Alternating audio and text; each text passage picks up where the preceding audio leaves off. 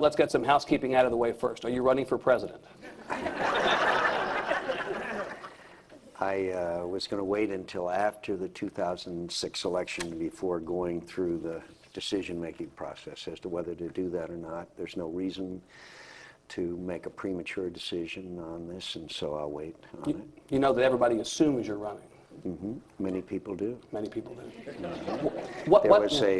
I had a congressman friend named Morris Udall, who was a member of the House of Representatives, who once said, if you're a United States Senator, unless you're under indictment or detoxification, you automatically consider yourself a candidate for president. It's pretty smart. He was a smart old guy. What information are you going to collect between now and the elections in November that will help you make your decision?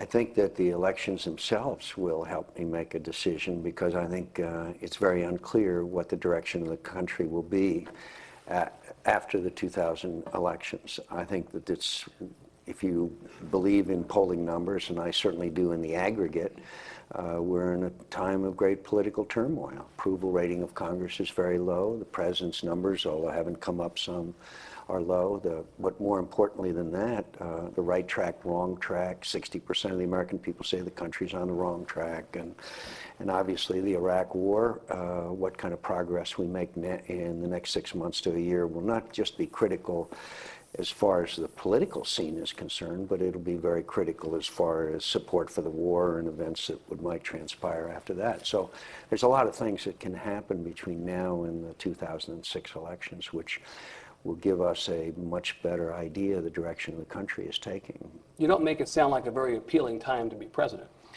I think it's going to be a very tough time to be president, and I also believe that sometime around January of 2009, we're going to have to start thinking about the deficits that have lurched completely out of control.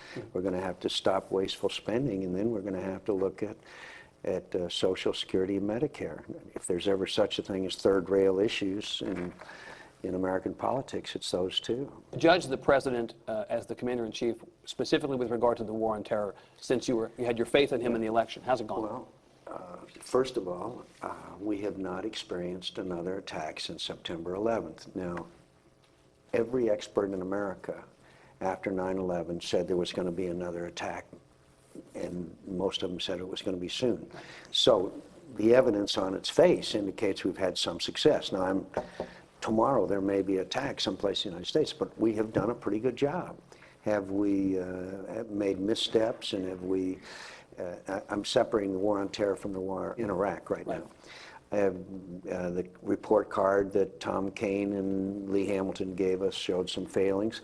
But remember, we went through the largest reorganization of government since 1947 when we set up the Defense Department.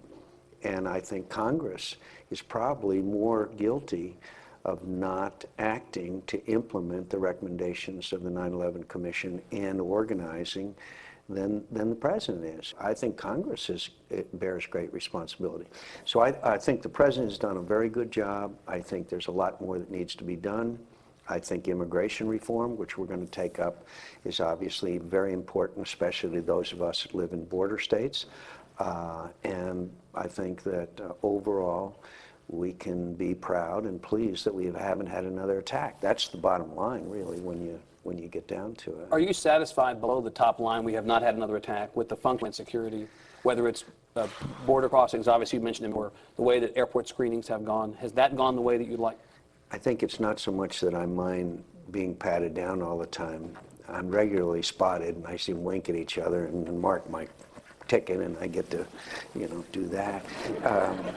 But what I worry more about is that we always seem in our history, and it's natural, fight the last war. Most of our money is going into airport security when it's clear that our rail and port facilities are also very vulnerable. But I also think the other lesson, my dear friends, is particularly for those that live on the border, you're never going to win the war on our border. I mean, we're never going to be able to stop it at the border. You've got to go where it's bred and where it comes from. Are you comfortable with the tenor of the debate about the war? There's been some suggestion that people who oppose the war aren't patriotic, or that they're judging the war by different standards today from when they made the vote or expressed a position the first time. I'm just wondering how you regard those folks. First of all, I'm disturbed by the whole tenor of the debate in Washington, no matter what the issue. It seems that within seconds we evolve into assailing each other's integrity or character or patriotism. I believe that one of the most precious rights that Americans have is their right to disagree with their government, including demonstrating, if they feel so moved, against our involvement in a war. I cherish that right. I thought that's what we were fighting for the Iraqi people and for the people of Vietnam. So I cherish that right. And I met with Ms. Sheehan, and I respect those who do it. And I emphasize peacefully, obviously. So I think it's wrong to impugn the character or patriotism of someone who disagrees with my position or the President's position on the war, and we shouldn't do it. We should not do it. There should be an open, honest, and respectable debate. Evan, I don't want to drag out this answer, but I'm a student of history. The worst thing that probably ever happened in the 20th century was the censorship in World War I. The British, French, and German people had no idea the carnage that was going on. After the war, World War I, they found out, and they became terribly embittered at the loss of generations of young people. That led to pacifism in amongst the British, the rise of Hitler, and World War II. You can see a direct connection between what happened in World War I and the terrible events that had transpired in the rest of the 20th century. Censorship was one of the big things. Right. Staying on the war. Torture, yeah, which is obviously an issue that's become associated with you. You have put a very plain position on the table, which is you want the administration to take torture out of the hands of our interrogators overseas. You've had opposition within the White House on this. Where do we stand? Why do you think the White House opposes a ban on torture? We continue to negotiate on this issue, but things are going to come to a head because Congress is going out of session, and it's on one of the must-pass bills. I believe that Dick Cheney is a patriotic American. He's been a friend of mine for 25 years, and I respect his views. We have an honest disagreement here. I am convinced we're fighting two wars, one on the ground in Afghanistan and Iraq, the other for the hearts and minds of the people in the world.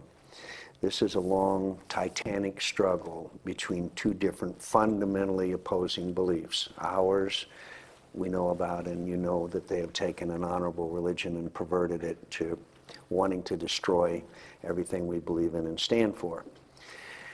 The Abu Ghraib pictures, as you know, 24/7 on Al Jazeera. Other stories of torturing people or not, and I don't know if they're true or not, stories of prisons in Eastern Europe. All of this is hurting our image dramatically in the world, dramatically. And it's not, I hold no brief for the terrorists. I hope that many of them never see the light of day. I hope some of them will be executed, because I believe in the death penalty for mass murderers. But when we torture people, one, it doesn't work. Two, the information you may get is unreliable. And three, it's about us, not about them. It's about what kind of a country America is. And we're struggling to be the beacon of hope and liberty and freedom. Then we can't indulge in this. I'd like to mention one brief vignette, and the rest of my answers, I promise, will be shorter, but this is a very important issue. Man I respect more than any man I've ever known is General Jack Vesey. Many of us don't know who he is. He served 46 years in the United States Army. He received a battlefield commission in Italy in World War II. He fought in many wars and many battles. He was chairman of the Joint Chiefs of Staff under President Reagan. He was President Reagan, first President Bush's emissary on the POW-MIA issue. That's where I got to know him very well. I saw him a couple of weeks ago in Minnesota, where he's retired, at a big dinner we had for Iraqi families. And I said, General, what's your take? And he said, no information that we could possibly acquire would counterbalance the damage that's being done to America's image in the world. That's what Colin Powell says. That's what General Shalikashvili says. That's what Larry Eagleburger says. The list goes on and on. And why are these military people so upset about it?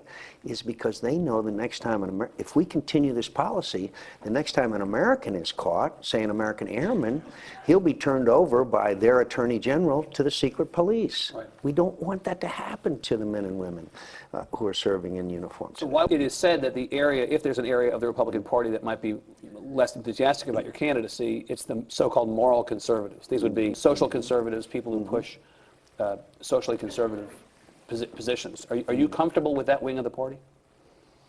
Well, I'm comfortable in this respect. They work very hard. And some of my Republican friends say, oh, it's terrible, our party's being taken over by the religious right. My answer to them is, well, get out there and get active. Get in, as Teddy Roosevelt used to say, get into the arena. And I think also there is kind of a pendulum that swings in any political party. I think it's starting to swing back a bit. And so I don't think that the religious right dominates our party too much. I think they've earned their position. And if someone doesn't like the fact that they have a significant influence, then get out there and work. Yeah. Work for it. You mentioned the Democrats and independents who like you. You are in favor of intelligent design being taught alongside evolution in schools. You're against abortion. Let me explain. You know, hey, I'm against. I am right. I wonder if Democrats and independents who know your positions on those issues would be as much in favor of you if they actually took the time to know what you believe. Yeah, you can hope. You can hope that they're lazy. On the you can count on it. On the intelligent design thing. Look, what I've said is, and I still believe that. Look. People are entitled to their beliefs. There are people that believe in, quote, creationism, that in 7 days God created Earth and everything associated with it. So people believe that. So when you're in a classroom and you're teaching evolution and Darwinism, I don't think there's anything wrong with saying it. And by the way, there are people who sincerely believe that this is the way it happened. Why can't you? And I happen to believe that the hand of God was in the creation of Earth. I also believe in natural selection and evolution. I really do. Well, I can't stand on the rim of the Grand Canyon and not believe that the hand of God wasn't there. It's too magnificent. At a time before time. So here we are inventing this, at least in my intellectual framework, some big fight. And I think that's been a little bit blown out of perspective a little bit. A cynic would say that's a good Republican presidential primary position to have. A cynic, might say that, but again, I happen to be a person of religious faith, and I do believe that the hand of God was there when this earth and human beings came about. I don't see how you could, I mean, if you are a person of faith, well, anyway, that's the way I believe. That's where you come in. Yeah.